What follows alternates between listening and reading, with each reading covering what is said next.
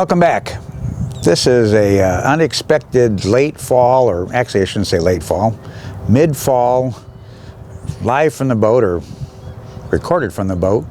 It is November 8th, and in Michigan, in November 8th, even in southern Michigan, November 8th is highs 32 to 48. That's pretty typical. Put things in perspective, this is Sunday, and a week ago Friday, so October 30th,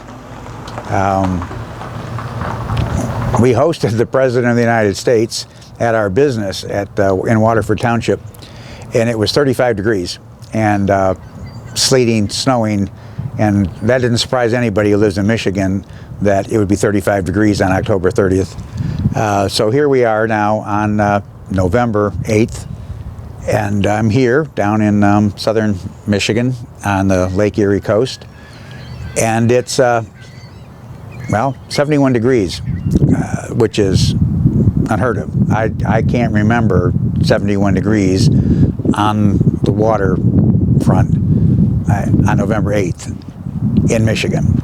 So this is a rare opportunity to get a few more things done on the boat. What we've been doing primarily for the last 3 months is working on the gel coat on the boat. I just keep beating that drum and beating that drum. 3 weeks ago was the last 60 degrees, 65 degree day we had, and so we did one more application of gel coat, and we're concentrating below the water line. This is the water line. Actually, the water line, yeah, this is the water line. So we've been concentrating on repairs to the gel coat and the fiberglass below the water line. And when we started, it would take about, we went through the hull, and anything that we found that was loose gel coat or any cracked gel coat, we removed the loose gel coat. We removed the cracked gel coat with a Dremel tool, so we would widen out that hairline crack, and then we would fill that back up with gel coat. Well, when you relieve that stress crack, it creates at least an 1/8 inch wide an area and about an 1/8 inch deep, and we're dealing with gel coat in a place where it can run.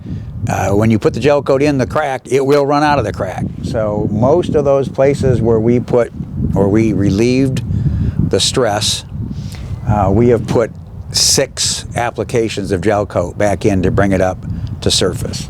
Some of them are even more than that. And of course, as the sun changes its orientation and it runs along the side of the boat, more imperfections show up. So what we couldn't see in August and didn't see in September, we started to see in October.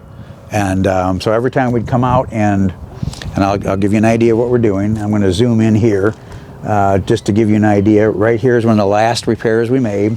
This is 2 or 3 little spots just where there was just a little dimple left. And so we come out and we put the gel coat in there, and then we have to put the wax over it to seal the gel coat so it'll cure. And when we began this process in August, we would go through a quart of gel coat for that application, and which surprised me, but we went through a gallon and a quart of gel coat up until the last time, and the last time we did the applications, filling in these last little bits. And like I said, I'm going to zoom in and show you the kinds of things we're doing right now. I'll show you the size and the scale of them, which is not that great any longer.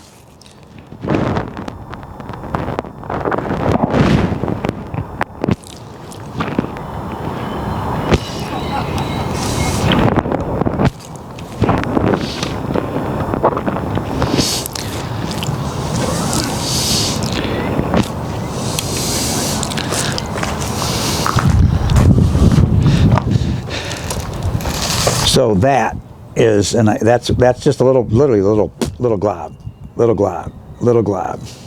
And then, you know, up here, this is something a little bit different though. This is a little bit more work. And we're still going to be working on this in the spring. Some of this gel coat was so thin. I'm going to back out again now.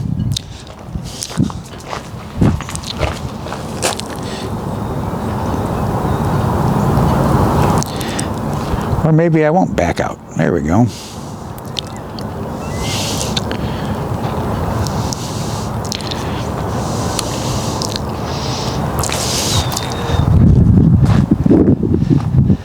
So some of this gel coat was so thin that when we removed the biologics and the little bit of bottom paint that was left, you instantly got into the fiberglass. And that was one of the things we struggled with during this entire repair process, is we'd put some gel coat on and we'd come out to smooth it out and we'd go right back down into the fiberglass. And so we're now to the point where after doing that 3 or 4 or 5 times, finally wised up, and now we're marking with this pencil line, hey, this is a very, very thin area. Put more material on before you start taking the material and smoothing it out. So these are one of the areas we still have left to deal with in the spring. And even though I could sand today and I could do some more applications of gel coat today, I have to be honest with you, the last time we were here, we only had about half. We had about a pint of gel coat left out of a quart container, and we didn't use much. We used maybe 4 ounces of gel coat to do this touch-up, like here, and here's a spot we did, and we did these little dabs. Now, there's one we missed right there. So there's, in the spring, if I feel like it, there's a little dot of a dish. So this gel coat used to be bad, right about that size of an area. Now all that's left is a dimple. One little dimple of gel coat to make that, I don't want to call it perfect, but make it smooth. We will probably do 3 more applications of gel coat in the spring. And of those 3 more applications of gel coat, we might use a pint. But the gel coat that we opened up for this last application, well, I'll show you.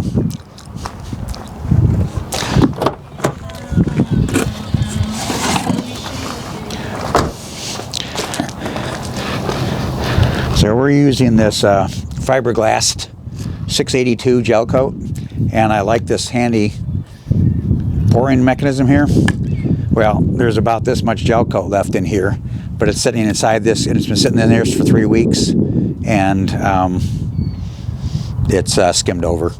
So there's not, and it certainly won't last the winter, so I'm gonna have to buy another quart of gel coat in the spring to finish this up. Now, that's where we're at with the gel coat here and the repairs here. Tremendous amount of work. 150 man hours into the hull, and probably another 10, 15 man hours to go. So between the hull below the water line and the transom, I'm going to move the camera back and we're going to talk about the transom a little bit.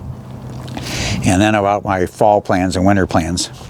But I'm going to put this back away.